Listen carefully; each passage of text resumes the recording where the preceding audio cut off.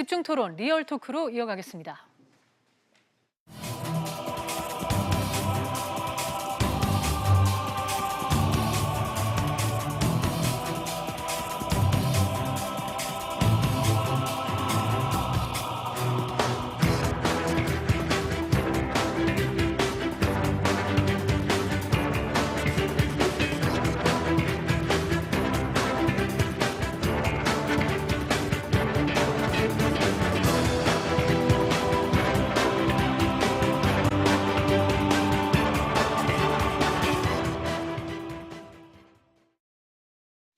조세, 말 그대로 풀면 나라에서 취하거나 떼어가는 곡식 이 정도로 정의할 수 있는데 같은 의미로 사용되는 게 바로 세금입니다. 조세 부담률, 즉 세금 부담률은 국내 총생산 대비 세금 수입을 나타내는데 쉽게 말해서 번 돈만큼 낸 세금이 어느 정도냐 이런 의미입니다. 지난 2017년 기준 OECD 주요국 조세 부담률을 보면 한국은 OECD 회원국 안에서도 낮은 수준입니다. 때문에 고령화 사회에선 복지 재원을 더 마련해야 하고 이런 상황을 고려하면 조세 부담률을 지금보다 더 올려야 한다는 주장이 있는데요. 문제는 속도입니다. 아직 낮은 수준이긴 하지만 갑자기 오르는 건 기업이나 개인 모두에게 부담으로 다가올 수 있기 때문이죠. 결국 지속적인 조세 부담 상승이 불가피하다면 국민적인 공감대가 필요한 상황인데요. 오늘 리얼토크에선 이 조세 부담률과 관련해서 전문가들과 진단해보는 시간 마련했습니다.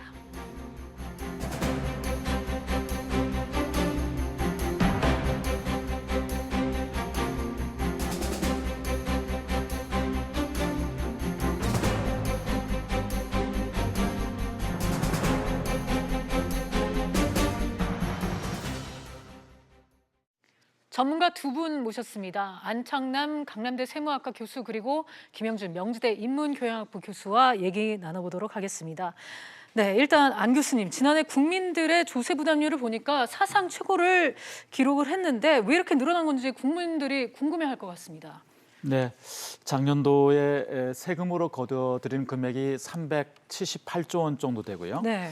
우리나라 GDP가 1,782조 원 정도 되니까 이 둘을 나누면 21.2%입니다. 2014년도에는 18%였는데 네. 쭉 상승하다가 작년도에는 21.2%까지 올라갔고 왜 이렇게 갑자기 올라가느냐를 보니까 법인세가 한 8조 원 정도 들어왔습니다. 그다음에 작년도에 부동산 거래가 활발해서 양도소득세가 약 7조 원 정도 추가적으로 더 들어왔고요. 그다음에 증권거래세 등 정부가 예상하는 것보다는 조금 더 들어와서 이것을 합쳐보니까 지금 아까 말씀하신 378조 원, 네. 2017년도 대비 약 32조 원 정도가 더 들어와서 결국은 그렇군요. 21.2%로 돼 있습니다. 네. 그래도 조세 부담률만 따져보면 여전히 선진국 평균에는 미치지 못한다면서요? 네, OECD 회원국 중에서 OECD 회원국 평균 조세 부담률이 24.9%입니다.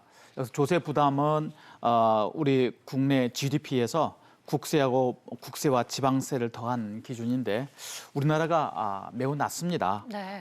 낮지만 그렇다고 해서 그럼 낮으니까 더 빨리 올려야 된다. 이건 또 아닌 거고요. 분명히 낮은 것은 분명하지만 어디까지 우리가 올려야 될 것은 하는 것은 우리 국민들이 합의를 하면 될 것 같습니다. 예를 들면 세금을 거두어서 뭐 불에 태워버린 건 아니거든요. 세금을 거두면 그중에 약 2분의 1 정도는 바로 세금을 낸 계층한테 복지로 다시 되돌려 옵니다. 그러니까 우리가 복지 수준을 좀 더 높이야겠다라고 생각한다면 더 올려야 되는 거고요. 아니다, 지금 현재도 복지가 충분하다, 더 낮춰야 된다, 씀씀이를 더 줄여야 된다 생각한다면 뭐 굳이 높일 필요는 없지만 그러나 관성적으로 또 우리나라가 지향을 해야 될 목표는 당연히 복지 국가인 것이고 그렇죠. 그럼 복지 국가를 실현하기 위해서는 우리 후세대한테 욕먹을 필요는 없지 않겠습니까? 앞선 세대가 실컷 복지해서 다 국가 빚만 늘려놓고 그다음에 짐은 다 후세대한테 넘겨준다면 이게 또 말이 안 되는 거죠. 그런 점에서는 저는 조세 부담률을 좀 더 올려야 된다라고 생각합니다. 네, 김 교수님, 지금 정부가 이제 조세 부담률이 높은 수준으로 증가한 건 맞지만 개인 부담은 크지 않다 이렇게 설명을 하는데 맞습니까? 예, 실제로 보면은 뭐 이제 근로소득세 같은 이제 개인과 관련된 거는 늘어난 거는 실제적으로 좀 있어요. 약 네. 2조 3천억 정도 더 거치기는 했지만 명목임금이 작년보다 5.3% 상승했고 그리고 상용 근로자도 2.6% 늘어난 영향으로 얘기를 하고 있기 때문에 네. 개인적인 그 근로소득세에 대한 부분들은 크지 않다라고 전망을 하고 있는 거죠. 그런데 지금 이제 우리가 이제 OECD 국가 중에 평균보다는 낮다고 얘기를 하고 있지만 두 가지 관점에서 얘기를 할 수밖에 없는 거죠. 네. 제가 첫 번째는 이 증가에 관련된 속도에 대한 문제라는 증가 거죠. 속도. 우리가 최저임금 문제만 하더라도 최저임금을 매년 6 내지 7% 우리 올렸거든요. 네. 올렸는데 이거를 벼랑간 2년 사이에 한 30% 정도 올리니까 거기서 오는 그러니까 저소득층의 임금을 올리자는 데서 반대할 사람이 있나요? 네. 거의 없지만 이 속도를 어떻게 조정할 것이냐는 문제 하나고 두 번째는 뭐냐면 이 지속 가능한 복지가 될 수 있느냐라는 문제인 거죠. 지금도 보면은 21.2%로 조세 부담률이 급격하게 늘어난 거는 엄밀하게 따지면 지금 얘기한 뭐 우리가 얘기하는 법인세라든지 뭐 양도소득세 이런 거 늘어난 것도 있지만 실은 전체적으로 GDP가 낮아졌기 때문에 나온 현상 아니겠습니까? 그러니까 지금 예를 들어서 한국은행은 2.5%를 예측을 하고 있지만 LG경제연구원이라든지 네. 일부에서는 훨씬 좀 낮게 그 얘기를 하고 있단 말이에요. 이럴 경우에 예를 들어서 우리가 막 씀씀이는 굉장히 많이 늘어나는 데 비해서 앞으로 계속해서 이 조세에 확보할 수 있는 그 기반이 마련될 수 있을 것이냐라는 부분들에 대해서 우리는 고민을 하지 않을 수가 없는 거죠. 그러니까 복지를 강화해서 국민의 삶을 넓혀서 포용적 국가를 만들어야 된다는 것에 대해서는 다 동의를 하지만 중요한 것은 이것이 어떠한 속도를 갖고 지속 가능하게 갈 수 있을 것이냐라는 문제를 가지고 이 정치권이라든지 아니면 국민적 합의를 이뤄낼 부분이 충분히 있다고 저는 봅니다. 네, 그러니까 지금 김 교수님은 두 가지로 얘기를 해주셨는데 먼저 이렇게 늘어나면 조세 부담률이 늘어났을 때의 증가 속도를 지켜봐야 되고 또 지속 가능한 복지를 할 수 있을 것이냐 하고 이렇게 말씀을 해주셨는데 안 교수님 지금 조세 부담률 수준 이 국민 부담으로 작용이 되는 그런 수준일까요? 야, 이게 약간 좀 깊게 분석을 해봐야 되는데 네, 이게 상대적입니다. 즉 세금을 내는 계층하고 네, 복지 혜택을 받는 계층이 서로 일치가 하지 않습니다. 우리나라의 30, 40대, 50대 세금을 주로 많이 내는 계층들은 아직 복지 혜택을 이렇게 받는 계층은 아니고요. 반대로 복지 혜택을 많이 받는 계층들은 또 세금을 그렇게 많이 내지는 않습니다. 네. 이게 지금 서로 엇갈리는 거거든요. 그런다고 보니까 그런 점에서 보면은 국민 부담으로 작용하고 있다라고는 생각은 하고 있지는 않습니다. 네. 다만 정부가 분명하게 사인을 줘야 되는 것은 아니다. 이렇게 우리가 세금을 열심히 내고 한다면 정부가 잘 운영하되 당신네들이 나중에 복지 혜택을 받을 그 시점에서는 훨씬 지금 세금 낸 것보다는 더 많은 세금을 더 많은 복지 혜택을 받을 수 있다라고 하는 분명한 확언을 줘야 되는 것인데 네. 지금 이 두 가지가 즉 세금을 내는 계층하고 복지 혜택을 받는 계층이 서로 틀림에 따라서는 아까 지금 저한테 말씀해 주신 국민 부담으로 작용할 수 있다는 그 일부분에서는 저는 동의를 합니다. 아, 네. 김 교수님은 앞서 말씀하신 거를 제가 이해했을 때 증가 속도에 따라서 이건 분명히 부담이 될 수 있다고 보시는 거죠? 그렇죠. 왜냐하면 조금 전에 안 교수님 말씀하신 것처럼 네. 스웨덴 같은 경우에는 가장 적게 내는 소득세가 30%에서 58%입니다. 근데 우리는 잘 아시다시피 이제 세율 조정을 해서 1,200만 원 이하인 경우에는 소득세 6% 그리고 뭐 5억 이상은 40%를 내죠. 그런데 우리는 보편적 과세가 되고 있지를 않아요. 그러니까 소득이 있지만 세금을 안 내는 사람이 48%인 경우란 말이에요. 그러니까 이런 보편적 과세가 다 이루어지고 스웨덴 같은 경우에 다음과 같은 설문조사를 한 적이 있어요. 이렇게 세금을 내서 복지를 강화하는 이 정부, 특히 이제 3인당의 정책에 대해서 어떻게 생각하느냐라고 물어봤을 때 국민들의 75%가 우리는 찬성한다. 그 이유는 뭐냐면 많이 내면 많이 혜택을 받기 때문에 네. 그렇다는 거죠. 그런데 지금 우리는 그게 아니라 세금을 마치 그냥 뺏겨간다는 느낌, 나한테 그 복지 혜택이 돌아온다는 개념이 아직까지 성립이 되어 있지 않고 있기 네. 때문에 이것을 어떻게 이제 정부가 이것을 잘 국민들을 설득할 것이냐라는 그런 문제가 남아 있습니다. 지금 뭐 예를 들어서 우리가 일률적으로 OECD 국가보다는 낮기 때문에 올려야 된다 그렇게 얘기를 한다고 한다면 뭐 우리 같은 경우에 법인세가 22%에서 25%로 늘어났거든요.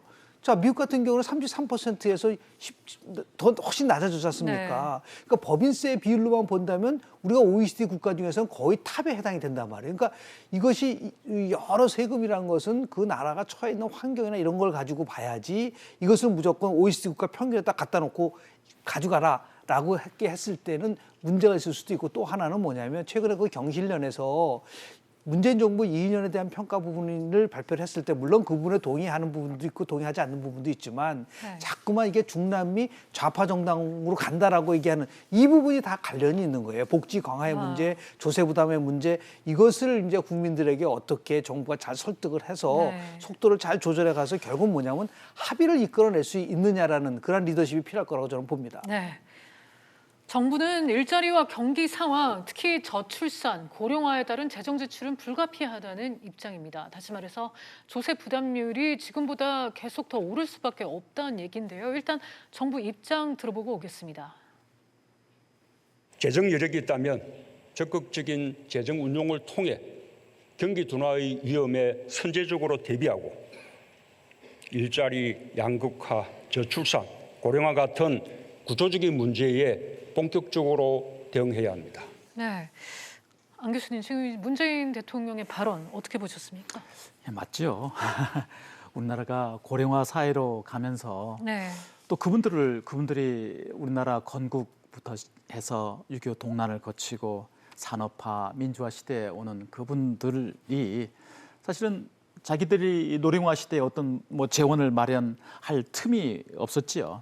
또 그다음에 지금 청년층들이 결혼하고 나면 그 육아라든지 이런 부분에서 우리가 아까 말씀하신 OECD 국가보다 회원국 국가보다는 너무 열악한 것은 분명합니다. 네. 그러니까 지향점은 우리가 복지 국가로 가는 것입니다.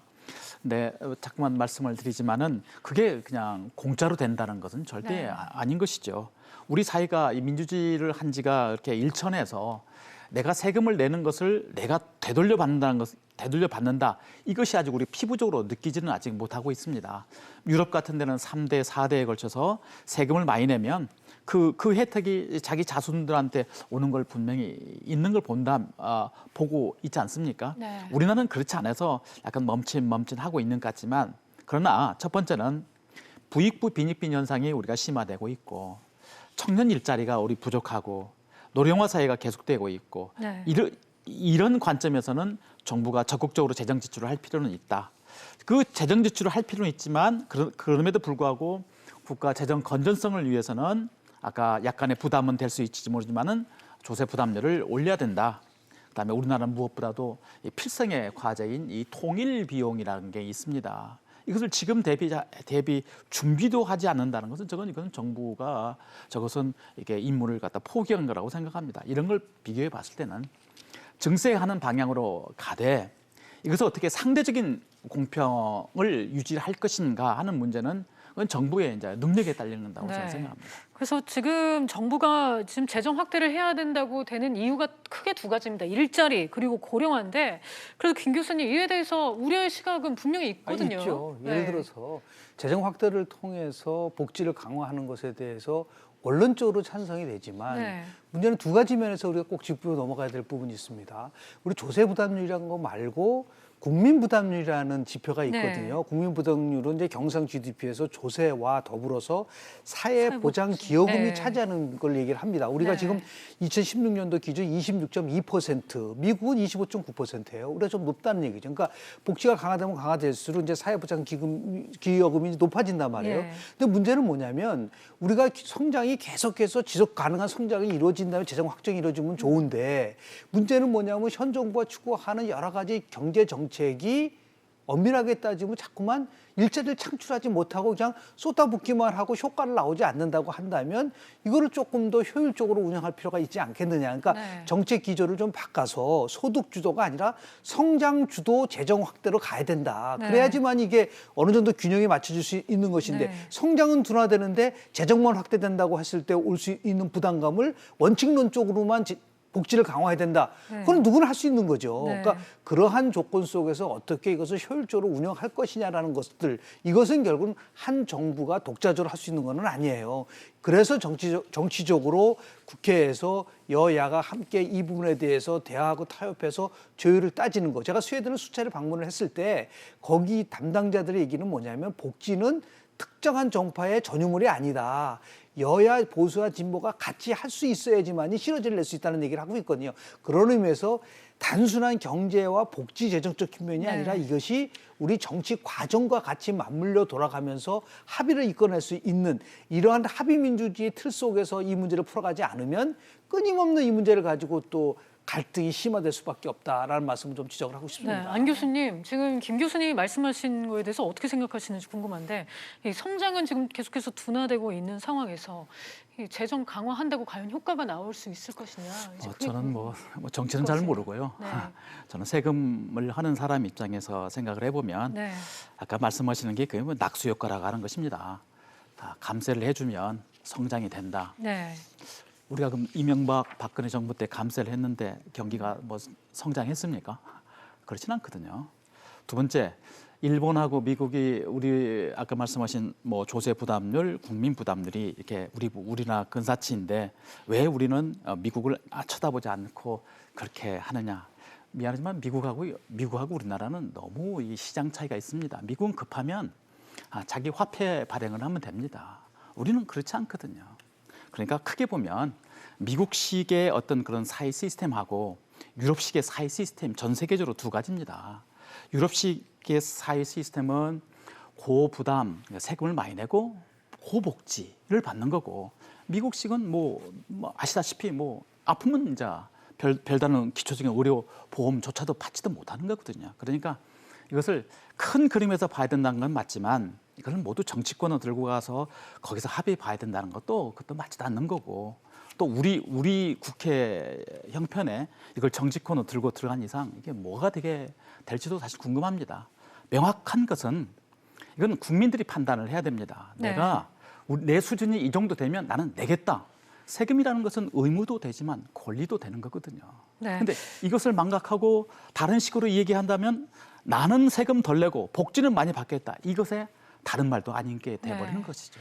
그래서 김 교수님 마지막으로 짧게요. 네. 어떻게 하면 그러면 국민들을 설득할 수 있을까요? 국민적 합의라는 게 결국은 뭐예요? 네. 국민의 대표 기관이 의회가 정상화돼서 의회 내 속에서 이루어져야 되는 부분이고요. 네. 제가 말한 낙수 효과를 가져가라는 것이 아니라 정부가 얘기하는 소득주도 성장, 혁신 성장, 공정 경제라는 세 가지 축 속에서 네. 소득주도 성장 쪽으로 가져가면서 성장 두가 오죽하면 둔화가 아니라 부진까지 나왔기 때문에 이 혁신 성장이라는 것을 조화를 이뤄내면서 나름대로 효과를 가져올 수 있게끔 하라는 것이지 무조건 낙수 효과를 가져가라는 뜻이 아니기 때문에 네. 이 부분 속에서 정부가 자신들이 항상 원칙과 목표가 오르기 때문에 방법이 조금 서툴어도 괜찮다는 생각을 하면 안 되고 방향과 방법의 조화를 이뤄내서 국민의 결국 지지를 받을 수 있는 설득력이 필요할 때라고 저는 봅니다. 네, 알겠습니다. 오늘 시간 관계상 두 분 말씀 여기까지 듣도록 하겠습니다. 소중한 시간 내주셔서 감사합니다. 네, 고맙습니다. 네.